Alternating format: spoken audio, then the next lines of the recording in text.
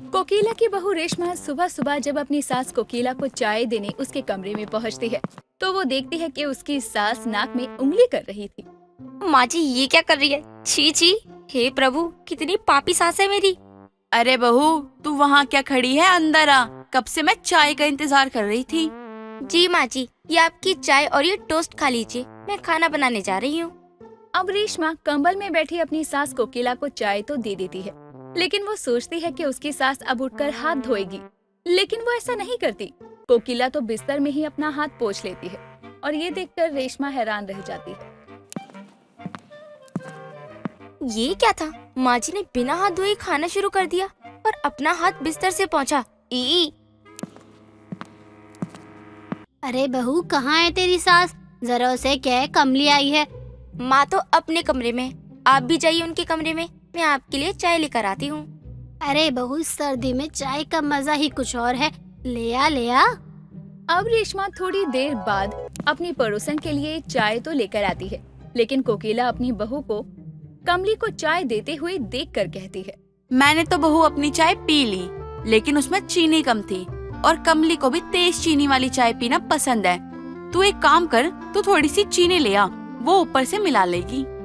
अरे तुम दोनों सास बहू मेरा कितना ध्यान रखती हो, सच्ची इतना ध्यान तो मेरी बहू भी नहीं रखती है मेरा। अब रेशमा अपनी सास के कहने पर चीनी लेकर आती है और चीनी चाय के कप में डालते हुए कहती है, अरे माँ जी, मैं चीनी मिलाने के लिए चम्मच लाना ही भूल गई।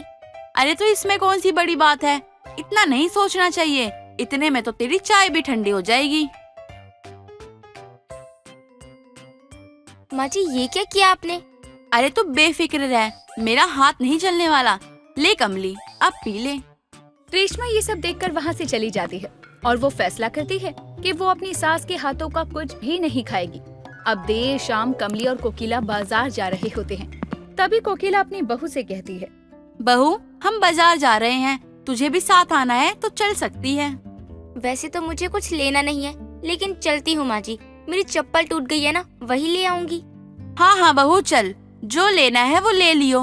वैसे भी सुबह की सब्जी तो रखी हुई है, आकर रोटी बना लियो, इसी बहाने तेरा घूमना भी हो जाएगा। अब तीनों बाजार चल पड़ते हैं। कोकिला और कमली आपस में बातें कर रहे होते हैं। तभी कोकिला का पैर गोबर पर चला जाता है और ये देखकर कोकिला कहती है, अरे राम रे राम, ये गैया को भी यहाँ गोबर करना था, देख तो पूरा पैर सन गया गोबर से। अरे कोकिला, तो गैया को भी ये नहीं पता था कि इस रास्ते से हमारे मोहल्ले की आन बान और शान कोकिला जी आने वाली है। माँ जी इधर कहीं तो मुझे पानी दिख ही नहीं रहा है, अब आप अपना पैर कैसे धोएंगी?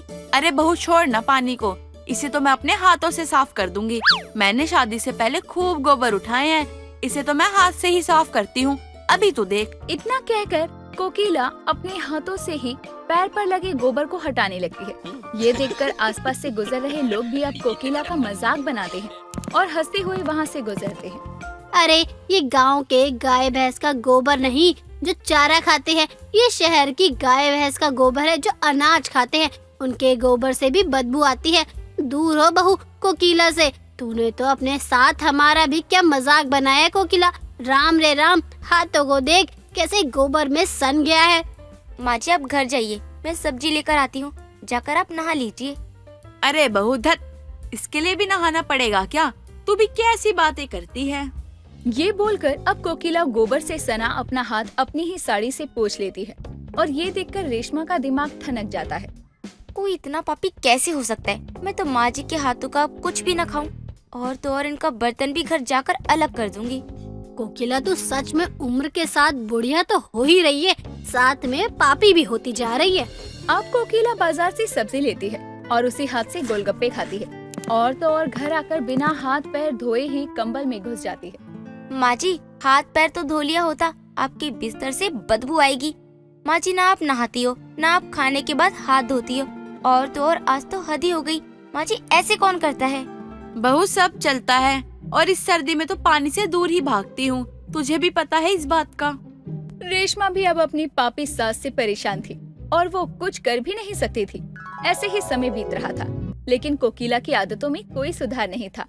एक रोज देर शाम कोकिला वॉशरूम जाती है और जब बाहर आ रही होती है तो उसकी बहू रेशमा अपनी सास से कहती है, माँ जी अब कहाँ गई थी?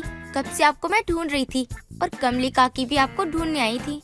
ये तो मेरे जी का जंजाल बनी हुई बैठी है, चैन से किए कराए पे पानी भी नहीं डालने देती। वैसे भी वॉशरूम में पानी भी नहीं आ रहा है बहू। तो अब होकर कैसे आई हो जब पानी नहीं आ रहा था? तो ये भी कोई बताने की बातें हैं? कुछ बातें तो राज रख ले, वो मुझ तक ही रहने दे तो अच्छा है तेरे लिए। कहीं माँ जी बिना धोए ये मैं क्या सोच रही हूँ? और ऐसा हुआ भी तो कौन सा मैं अपनी पापी सास को मना लूंगी। माँ जी ऐसे काम मत किया कीजिए, अब तो सच में माँ जी का कुछ ज्यादा ही पाप बढ़ रहा है। रेशमा कुछ तो ऐसा कर जिससे घर में शांति हो। अब रेशमा अपनी सास को सबक सिखाने का मन बनाती है और तो और अपनी सास को उठाते हुए कहती है, माँ जी उठिए, सुबह हो चुकी है और मुझे आपका बिस्तर भी साफ करना है, लेकिन उससे पहले आप नहा कर आइए। अरे बहू आज ऐसा क्या हो गया जो तुझे बिस्तर भी साफ करना है, मुझे नहाने को भी कह रही है? माँ जी ये सब मुझे उन पंडित जी ने कहा है जिसने मेरे घर के बारे में पूछा था। क्या पूछा था तूने और किस पंडित से? माँ जी ये जो पंडित है ना बहुत पहुँचे हुए हैं, उन्होंने मुझे कहा कि आपके घर में किसी एक व्यक्ति की जान जा सकती है अगर आप सुबह उठकर नहाती नहीं है, आपके घर में साफ सफाई नहीं रहती। और उन्होंने तो ये भी कहा था कि आप चाहती हैं कि आपके घर का दोष कटे, आपको साफ सफाई पर खासकर ध्यान देना होगा। ये तू क्या बोल रही है बहू? मैं आज ही उस पंडित से मिलना चाहती हूँ। मैं अपने घर परिवार पे कोई आंच नहीं आने दूंगी।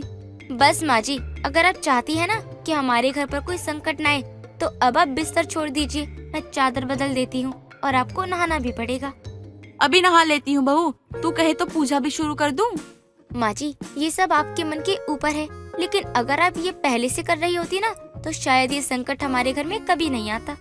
बहू तू कैसी बातें कर रही है? भगवान सब ठीक करेंगे, तू चादर बदल दे। अभी नहा कर आती हूँ मैं और कल से कोई आलस नहीं करूँगी। रेशमा ने अपनी सास को पंडित वाली बात झूठ इसीलिए कही थी ताकि उसकी सास जो कि दिन पर दिन और पापी होती जा रही थी, वो अपने इस पापी शरीर को त्याग कर एक शुद्ध और निर्मल मन बनाए और सुबह उठकर नहाकर पूजा पाठ भी करे।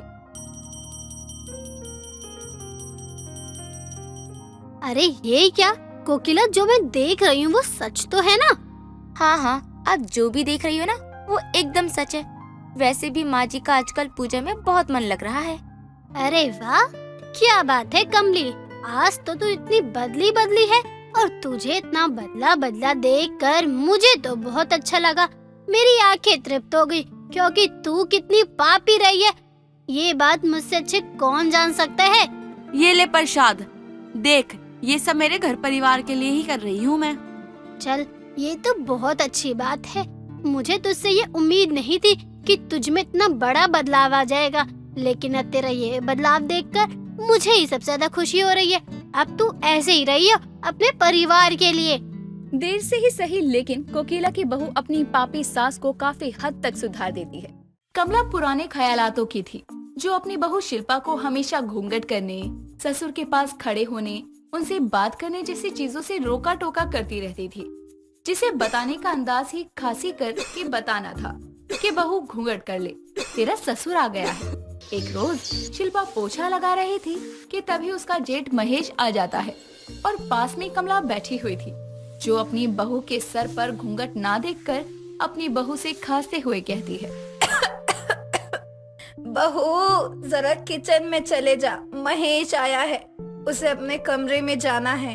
ये सुनकर शिल्पा घूंघट करती हुई किचन में चली जाती है और अपने जेठ के जाने के बाद फिर से हॉल में पोछा लगाने लगती है। तभी कमला अपनी बहू से कहती है, बहू जब भी मैं ऐसे खांसूं तो समझ जाइयो कि तेरा ससुर या जेठ आया है।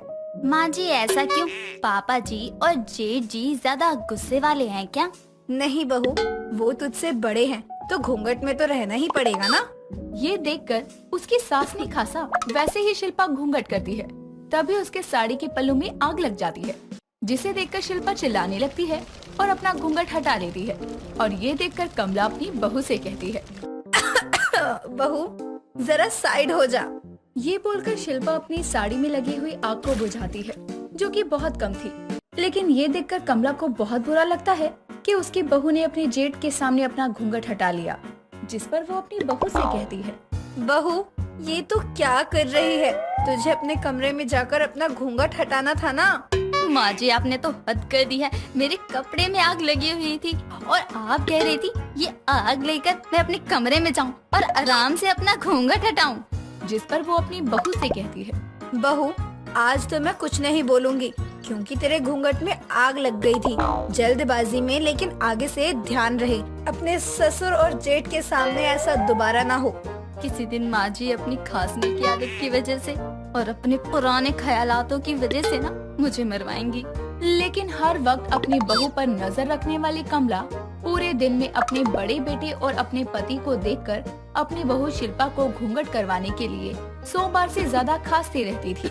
एक रोज शिल्पा अपनी सास के साथ कपड़े डालने छत पर जाती है, तभी पास की छत से कांता शिल्पा को देख रही थी। ये देखकर कमला खांसते हुए अपनी बहू को इशारा करती है और शिल्पा भी जल्दी से बिना कुछ कहे घूंघट कर लेती है और नीचे जाकर अपनी सास से कहती है, माँ जी, ऊपर तो पापा जी भी नहीं थे, ना ही भाई साहब, तो आपने क्यों खास कर घूंघट करवाया? अरे बहू, ऊपर कांता थी जो गौर से तुझे देखे जा रही थी, उसकी नजरें ठीक नहीं है। माँ जी, अभी मैं गिरते गिरते बची हूँ, आपने तो मुझे डरा ही दिया था। बहू, मैंने कहा ना, मेरे इशारों को समझा कर, हर बात में अपनी चलाने की जरूरत नहीं है तुझे। देर रात करीब 12 बजे शिल्पा अपने पति मोहित से बातें कर रही थी। तभी कमला की तेज खांसने की आवाज सुनकर शिल्पा बेड से उठकर एक साइड खड़ी हो जाती है और ये देखकर उसका पति मोहित कहता है, मैंने तो अभी कुछ किया भी नहीं, तुम ऐसे क्यों भागी?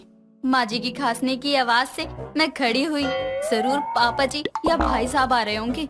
तुम्हारा दिमाग तो खराब नहीं हो गया है? डोर बंद है, भला कोई कैसे आ सकता है? ओ हाँ, मैं भी ना, लगता है माँ जी के खांसने की आदत मुझे नहीं छोड़ेगी। अगली सुबह शिल्पा पूजा कर रही थी और पूजा करने के बाद जैसे ही वो अपनी सास के पास आरती लिए जाती है, वैसे ही कमला देखती है कि उसका पति किशोर भी आरती लेने के लिए आ रहा है। ये देखकर कमला खांसने लगती है।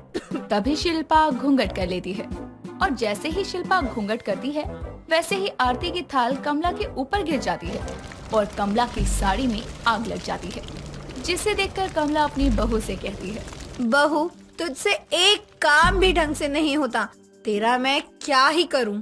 इस बार भी एक बड़ा हादसा होने से बच जाता है, क्योंकि आरती की थाल पलट जाती है, जिससे कमला की साड़ी तो जलती है लेकिन बहुत कम।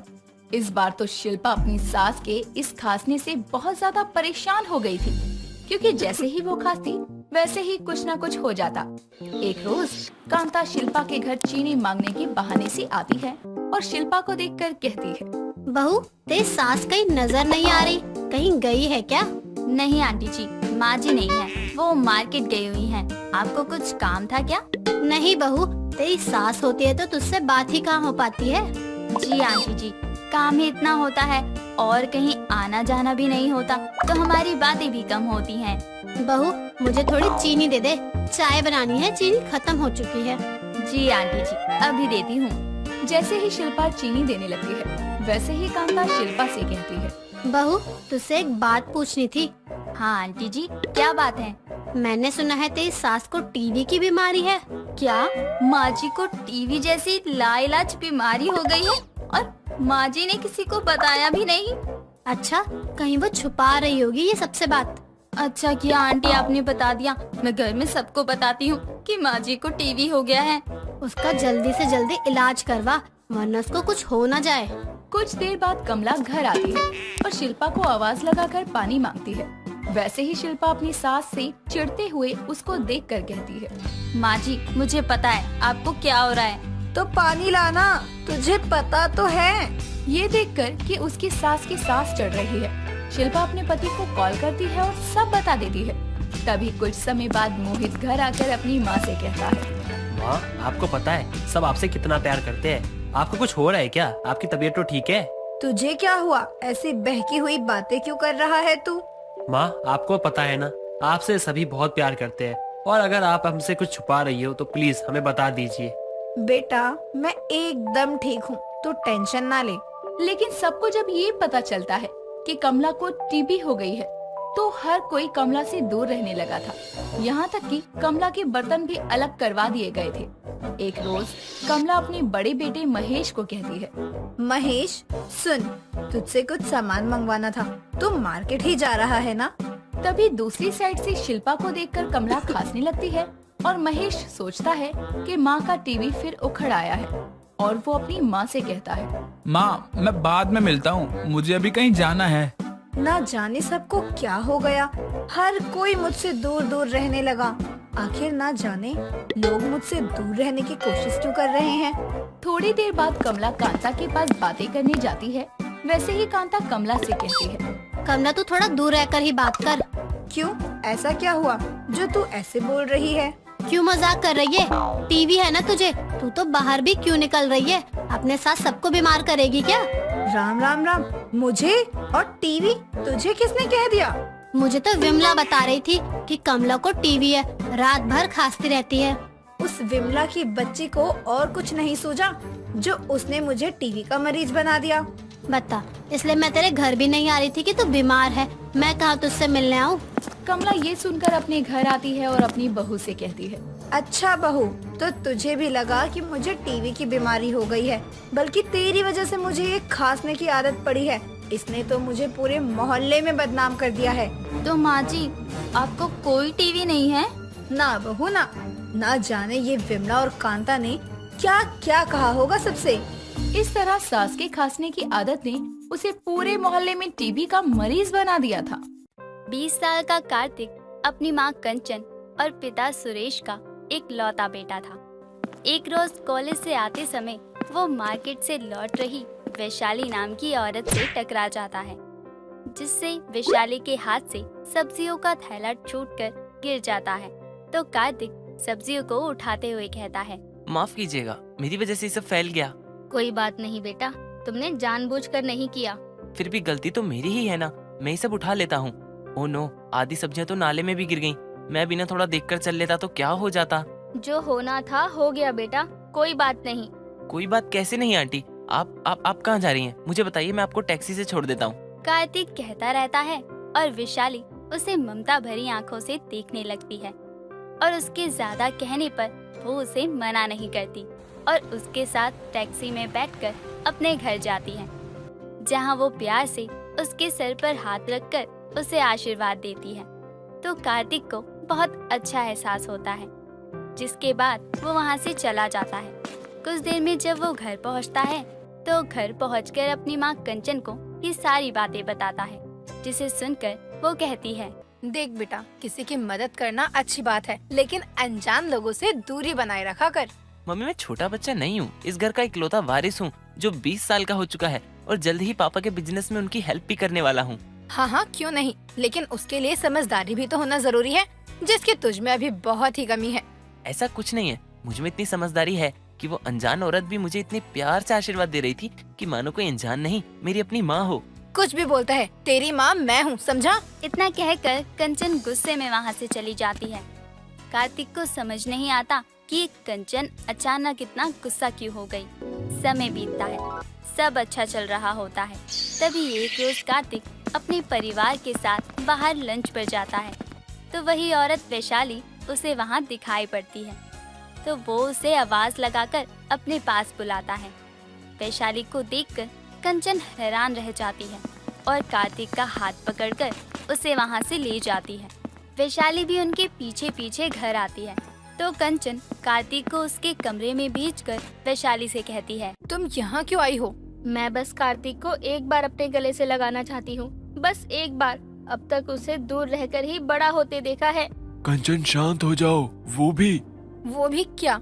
ये आपकी नाजायज पत्नी आपके जायज बेटे से मिलने आई है, उसे गले लगाना चाहती है ताकि उसे सब पता चल सके। ये बातें कार्तिक भी सुन लेता है और वहाँ आकर कहता है, ना जायज पत्नी जायज बेटा, क्या है ये सब? पापा मम्मी, आप इनको कैसे जानते हैं? आपको मेरी कसम, जो भी है मुझे सच सच बताइए प्लीज। बेटा, सच ये है कि तू मेरा जायज बेटा है, लेकिन तेरी माँ जायज पत्नी नहीं, जो कि वैशाली है। सुरेश और कंचन अपनी शादीशुदा जिंदगी खुशहाली से बिता रहे थे, लेकिन हमेशा उन्हें अपने परिवार में एक बच्चे की कमी महसूस होती थी। कंचन कुछ मेडिकल कॉम्प्लिकेशंस की वजह से मां नहीं बन सकती थी, ये बात साफ थी। इस बात से कंचन जितना दुखी थी, उससे कहीं ज्यादा दुखी सुरेश था, लेकिन वो अपना ये दुख कभी कंचन के सामने जाहिर नहीं करता था। एक रोज सुरेश के घर उसकी बहुत ही करीबी रही दोस्त वैशाली आती है। कैसे हो सुरेश? याद तो हूँ ना मैं? कैसी बातें करती हो वैशाली, तुम्हें कैसे भूल सकता हूँ मैं। वैसे अकेले आई हो या पति भी साथ है?